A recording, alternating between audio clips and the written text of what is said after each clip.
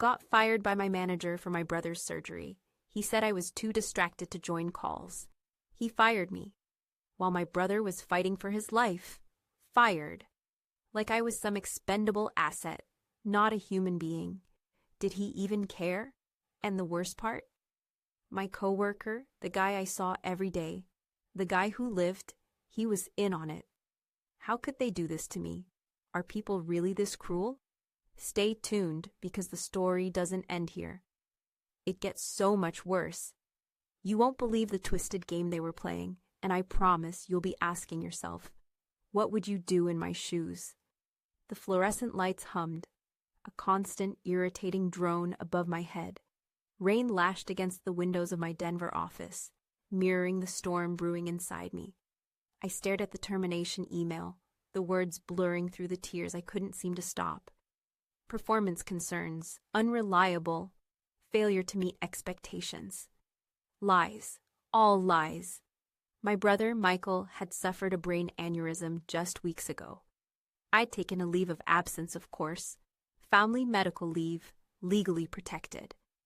But apparently my manager, David, saw it differently.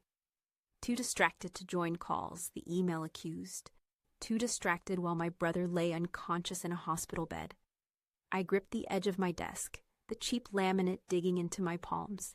He knew, David knew everything.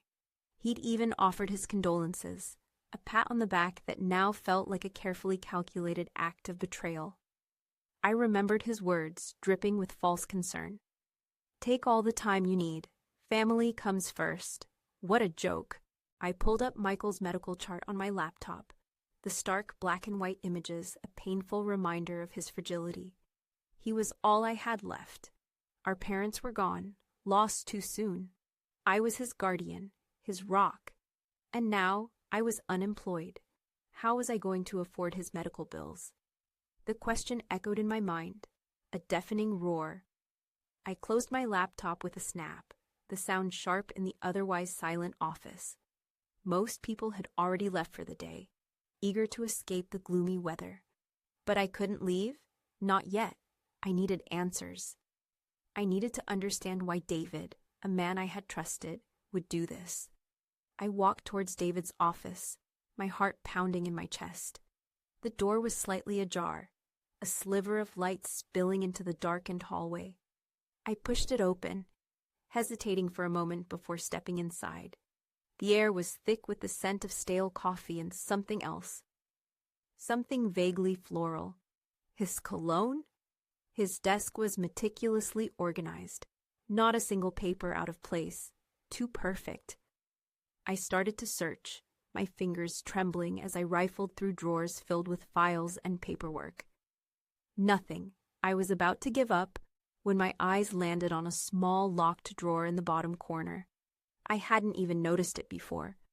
Why would he lock one drawer and leave everything else accessible?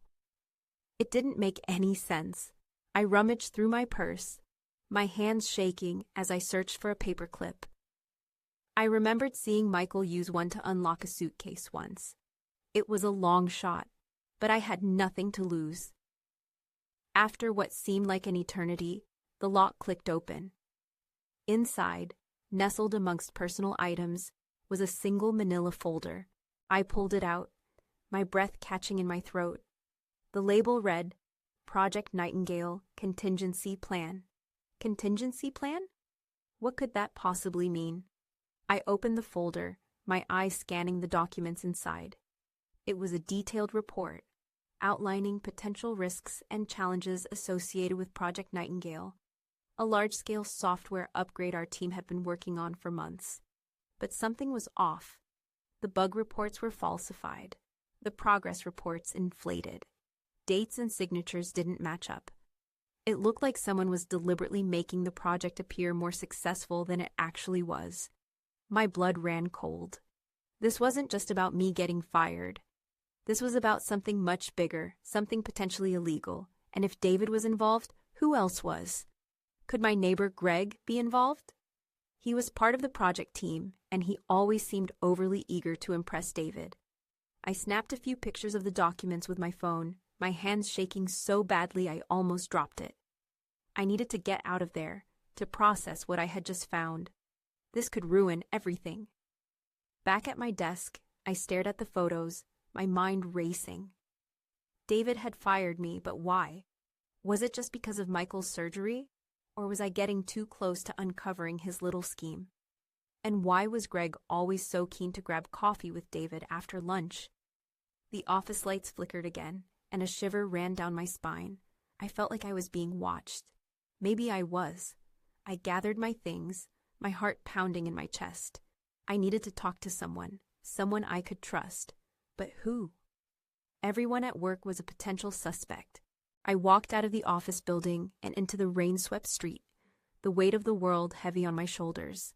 I had to find out the truth, not just for myself, but for Michael. He deserved better than this, and I wouldn't let David and his cronies get away with it. That night, I couldn't sleep. The images of the falsified documents played on repeat in my mind.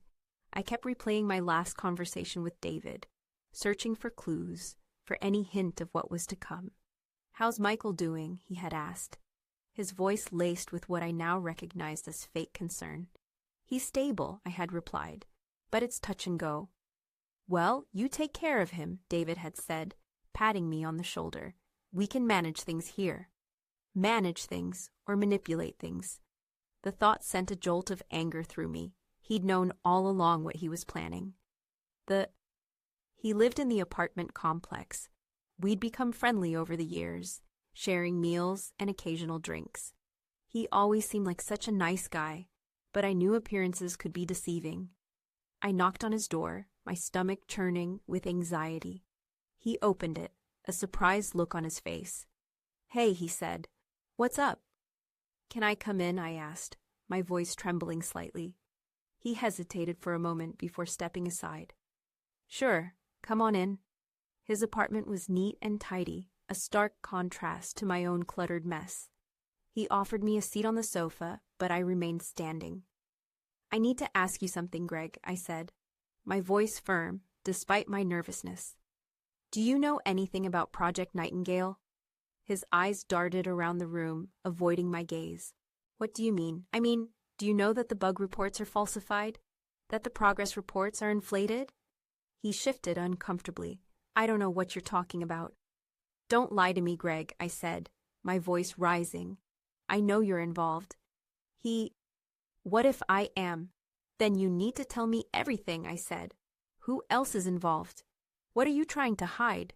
He hesitated for a moment, then sighed. "It's not that simple." "Yes, it is," I said. "You either tell me the truth, or I'm going to the authorities." He looked at me, his eyes filled with a mixture of fear and resentment. "All right," he said. "I'll tell you everything, but you're not going to like it." He proceeded to tell me the whole story. David had been under pressure from upper management to deliver Project Nightingale on time and under budget. When it became clear that the project was falling behind, he decided to falsify the reports to make it appear more successful. He enlisted Greg's help, promising him a significant bonus if they could pull it off. "I didn't want to do it," Greg said, "but David threatened to fire me if I didn't cooperate." "And you believed him?" I asked, incredulous. "I have a family to support," Greg said. "I couldn't risk losing my job." I understood his motivation, but I couldn't condone his actions. He had betrayed me, and he had put Michael's future at risk. "I'm still going to the authorities," I said. "You need to do the right thing." He nodded, his face pale. "I know," he said.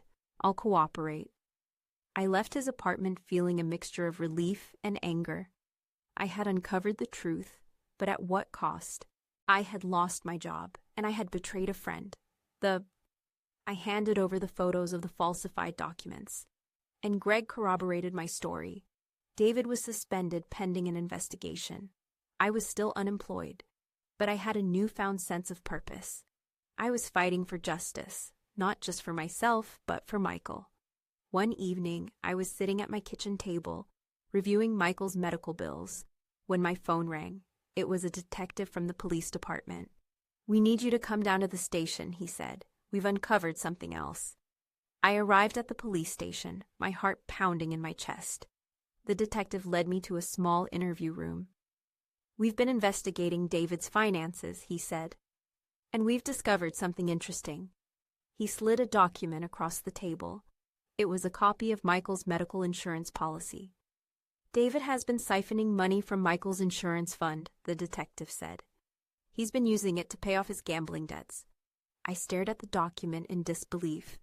David had not only fired me, but he had also been stealing from my brother, a man who was fighting for his life. How could someone be so cruel? The detective explained that David had access to Michael's insurance information through his position as a manager at the company. He had been secretly filing false claims and pocketing the money. I was beyond furious. I wanted to scream, to lash out, to make him pay for what he had done. "We're going to arrest him," the detective said. "He'll face charges of fraud and embezzlement." I nodded, my eyes filled with tears. It wasn't enough, but it was a start. David was eventually convicted and sentenced to several years in prison. Greg cooperated with the investigation and received a reduced sentence. I was still struggling to find a new job, and Michael's medical bills were piling up. But I refused to give up. I knew that I had done the right thing and that eventually things would get better. One day, I received a call from a law firm. They had been following my case, and they were impressed with my courage and determination. They offered me a job as a paralegal, assisting with fraud investigations. I accepted the offer, and my life began to turn around. I still thought about David and Greg from time to time. I wondered if they regretted their actions. I wondered if they had learned anything from their mistakes. I eventually decided that I couldn't hold on to the anger and resentment. It was eating me alive. I decided to forgive them, not for their sake, but for my own. Forgiveness didn't mean that I condoned their actions. It simply meant that I was letting go of the past and moving on with my life. Michael eventually made a full recovery, thanks to the excellent medical care he received. He was able to return to work, and he was grateful for everything I had done for him. "I don't know what I would have done without you," he said, hugging me tightly. "You would have done the same for me," I replied. Looking back on everything that happened, I realized that I had learned a valuable lesson. Sometimes, the people you trust the most are the ones who betray you. But it's important to never give up on yourself, and to always fight for what's right. And the darkest moments can be the making of something amazing. The rain still falls in Denver, and the fluorescent lights still hum. But my life is different now. I'm stronger, more resilient, and more determined than ever. And I wouldn't trade my experience for anything in the world. So what would you have done in my shoes? Could you have forgiven them? Let me know in the comments below. And don't forget to like and subscribe for more stories of betrayal, resilience, and triumph. Life as a paralegal wasn't exactly glamorous. Stacks of documents taller than me, endless hours of research, and the constant pressure of deadlines. But it was honest work, and it paid the bills. More importantly, it allowed me to use my experience to help others who had been victimized by fraud and deceit. I found a new apartment, smaller than the old one, but cozy and safe. It was a fresh start, a chance to rebuild my life from the ashes of betrayal.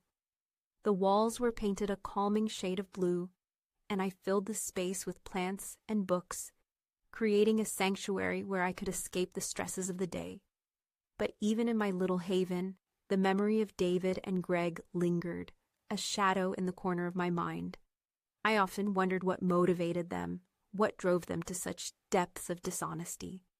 Was it greed, fear, or something else entirely? I decided to visit Greg in prison. It wasn't easy to get permission, but I managed to convince the authorities that I wanted to offer him forgiveness. I walked into the visiting room, my heart pounding in my chest. Greg was sitting at a table, his eyes downcast. He looked thinner, more gaunt than I remembered. "Hey," I said, my voice barely a whisper. He looked up, his eyes widening in surprise. "What are you doing here?" "I came to see you," I said, sitting down across from him. "I wanted to tell you that I forgive you." He looked at me, his eyes filled with disbelief. "You forgive me after everything I did?" "Yes," I said. "I don't condone your actions, but I understand why you did what you did. You were afraid." He nodded, tears welling up in his eyes. "I was," he said. "I was so stupid. I ruined everything." "It's not too late to turn things around," I said. "You can still make a difference." He looked at me, a glimmer of hope in his eyes. "How?" "By helping others," I said. "By sharing your story. By warning people about the dangers of greed and dishonesty." He nodded, his face brightening. "I can do that," he said. "I want to do that." I smiled. "I know you can," I said. "I believe in you." I left the prison feeling lighter, more at peace than I had in months.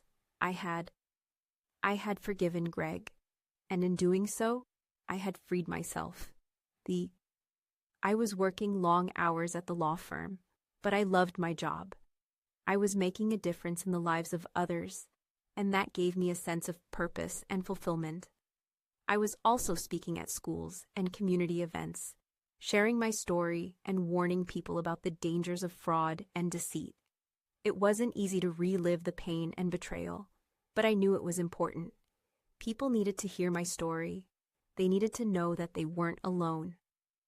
One evening, I was working late at the office when my boss, Mr. Thompson, called me into his office. "I have something I want to discuss with you," he said. I sat down, my heart pounding in my chest. "What is it?" "We've been very impressed with your work," he said. "You're a valuable asset to our team." "Thank you," I said, relieved. "And we want to offer you a promotion," he continued. "We want you to become a full-fledged attorney." I was stunned. "You're serious?" I asked. He smiled. "Absolutely," he said. "You have the skills, the intelligence, and the passion to be a great lawyer, and we want to help you get there." I burst into tears. "I don't know what to say," I said, my voice choked with emotion. "Yes," he said, handing me a tissue. "Just say yes."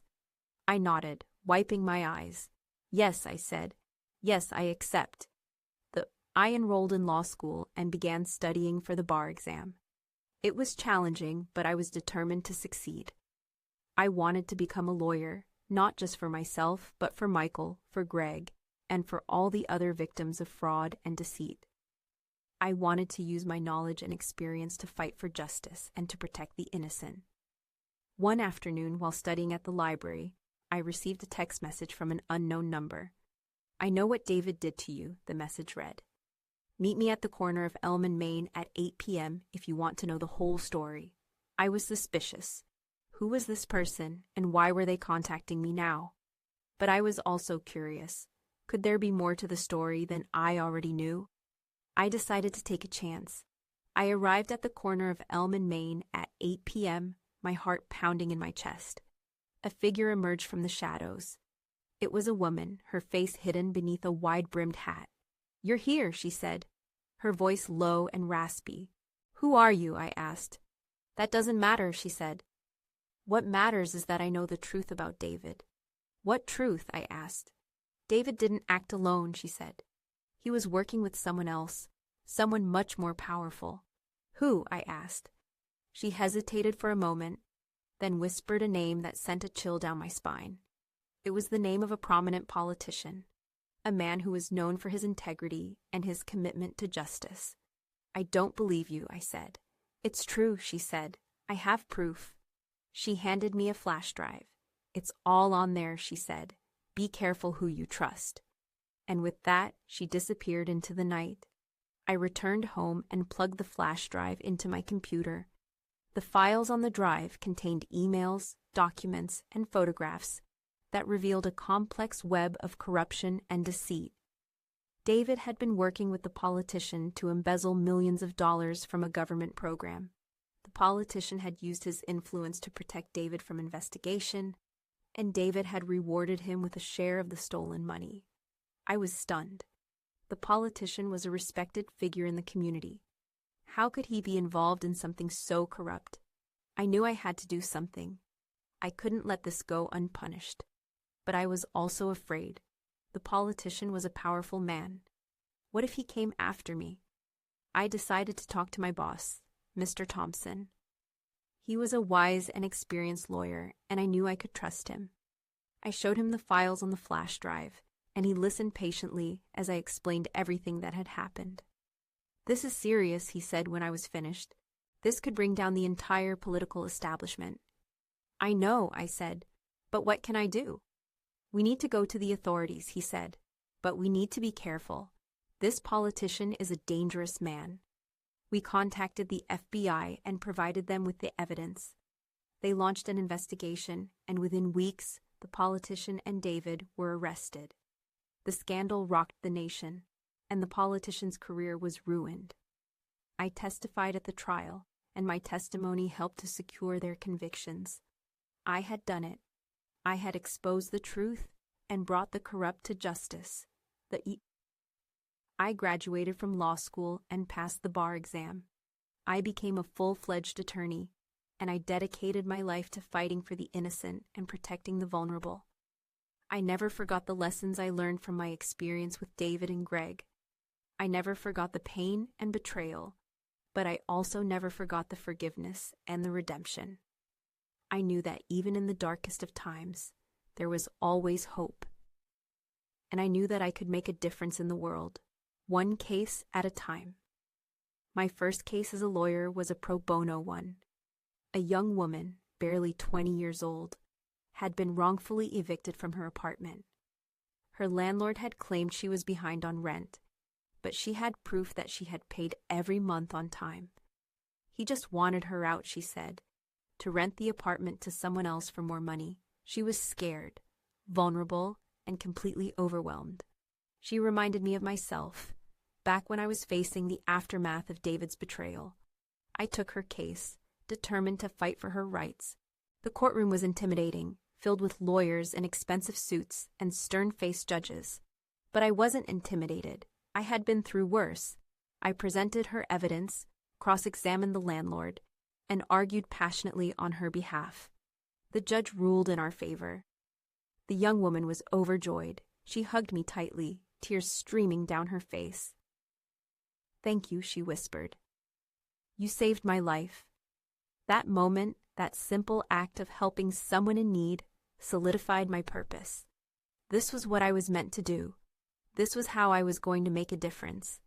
I represented other vulnerable clients, tenants fighting eviction, workers facing unfair labor practices, and immigrants seeking asylum. Every case was a battle, but I fought with everything I had. I wasn't afraid to challenge the powerful, to stand up for what was right. Even when it was difficult, my reputation grew.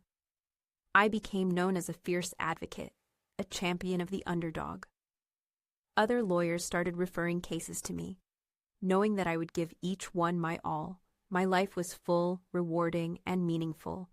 But there was still a part of me that felt incomplete. I missed Michael. After his recovery, he had moved to California to pursue his dream of becoming a musician. We stayed in touch, talking on the phone and visiting each other whenever we could. But it wasn't the same. I missed having him nearby. His laughter, his support, his unwavering belief in me. One day I received a phone call from Michael. His voice was filled with excitement. "I have some news," he said. "I'm getting married." I was thrilled for him. He had found someone special, someone who loved him for who he was. I flew to California for the wedding. It was a beautiful ceremony filled with love and joy. I watched Michael exchange vows with his bride, tears streaming down my face. He looked so happy, so complete. During the reception, he pulled me aside. "I want to ask you something," he said. "I want you to be my best woman." I was honored. "I would love to," I said. I stood by Michael's side as he celebrated his marriage, my heart overflowing with love and pride. He had overcome so much, and he had found happiness and fulfillment. I was so grateful for him, for his resilience, for his unwavering spirit. As I watched him dance with his wife, I realized that I had found my own happiness as well. I had rebuilt my life, found my purpose, and created a meaningful existence. I was no longer defined by the betrayal I had experienced. I was defined by my strength, my compassion, and my commitment to justice. The South, A few years later, I received a letter from Greg. He had been released from prison and was working as a volunteer at a local community center, helping at-risk youth. He wrote that he was grateful for my forgiveness and that he was determined to make amends for his past mistakes. I was proud of him. He had turned his life around and was using his experience to help others. I wrote him back, encouraging him to continue his good work. I knew that redemption was possible, even for those who had made terrible choices. One day, I received a phone call from David. He had also been released from prison and was trying to rebuild his life. He asked if we could meet. I was hesitant. I wasn't sure if I was ready to face him again, but I decided to take a chance. We met at a small coffee shop. He looked older, more worn than I remembered. He apologized for what he had done. He said that he regretted his actions and that he had learned a valuable lesson about the importance of honesty and integrity. I listened to him, my heart filled with a mixture of pity and anger. I wasn't sure if I believed him, but I decided to give him the benefit of the doubt. I told him that I had forgiven him, but that I would never forget what he had done. He nodded, his eyes filled with remorse. I left the coffee shop feeling a sense of closure. I had faced my demons and emerged stronger and more resilient. I had learned that forgiveness was possible, but that it didn't mean forgetting. It meant letting go of the anger and resentment and moving on with my life. Years passed. I continued to practice law, fighting for the innocent and protecting the vulnerable. I became a leader in my community, advocating for social justice and equality. I was fulfilled, happy, and content. I had found my purpose in life, and I was making a difference in the world. Looking back on my journey, I realized that I had been through a lot. I had faced betrayal, loss, and hardship, but I had also experienced forgiveness, redemption, and triumph. And I had learned that even in the darkest of times, there was always hope, and the ability to find strength in the ashes. I started mentoring young women who had experienced similar hardships. I wanted to show them that they weren't defined by their past, that they had the power to create a better future for themselves. I shared my story with them, the good and the bad, hoping to inspire them to overcome their challenges and pursue their dreams. One of my mentees, Sarah, had been sexually harassed at her workplace. She was afraid to speak up, fearing that she would lose her job. I encouraged her to report the harassment to the authorities and offered to represent her in court.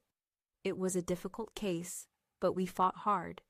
We presented evidence of the harassment and argued that the company had failed to protect Sarah from a hostile work environment. The jury ruled in our favor. Sarah was awarded a significant settlement, which she used to start her own business. She was grateful for my support, but I told her that she had done it all herself. She had the courage to stand up for herself, and that was what made the difference. I continued to mentor other young women, helping them to navigate the challenges of life and to achieve their full potential. I found that giving back to others was the most rewarding thing I could do. It gave me a sense of purpose and fulfillment that I had never experienced before. I also became involved in politics, advocating for laws and policies that would protect vulnerable populations. I ran for a seat on the city council and won. I used my position to fight for affordable housing, quality education, and equal opportunities for all. I was determined to make a difference in my community, to create a better world for future generations. My life was full, meaningful, and impactful. I had overcome adversity, found my purpose, and made a positive contribution to society. I was living proof that anything is possible if you have the courage to believe in yourself and to never give up on your dreams. One Christmas Eve, I was sitting by the fireplace in my cozy apartment, sipping hot cocoa and listening to Christmas carols. Michael and his wife were visiting, and we were reminiscing about our childhood Christmases. It felt like a perfect moment, a moment of peace and contentment. But then the phone rang. It was the police department. They needed my help with a case. A young woman had been arrested for stealing food from a grocery store. She was homeless and had no money to feed herself. The police officer asked if I could represent her in court. I didn't hesitate. I put on my coat and drove to the police station. I met with the young woman whose name was Maria.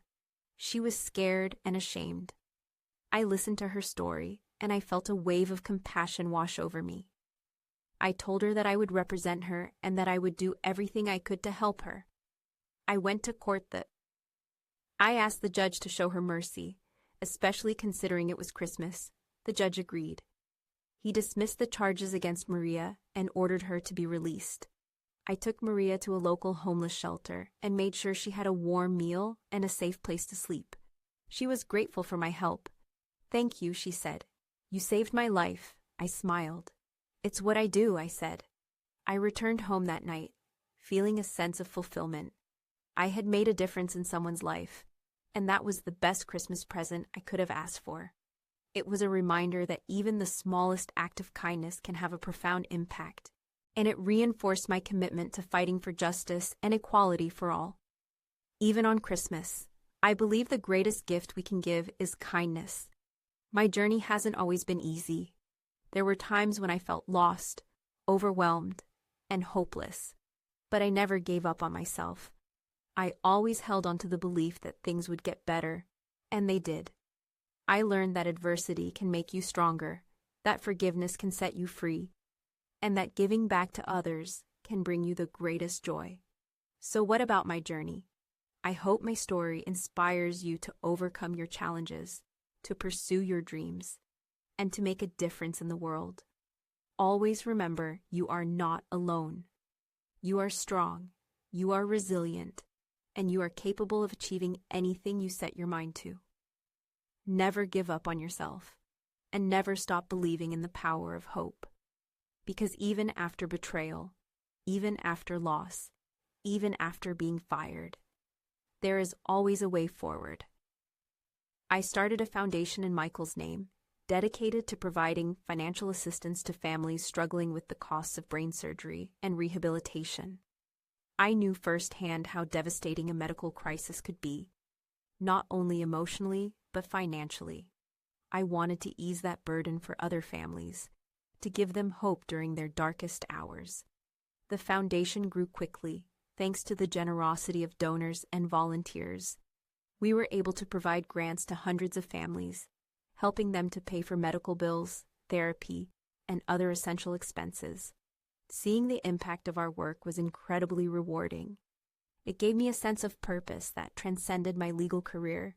I was using my experience to make a tangible difference in the lives of others, and that was the greatest accomplishment I could imagine. One day, I received a phone call from a woman whose son had benefited from the foundation.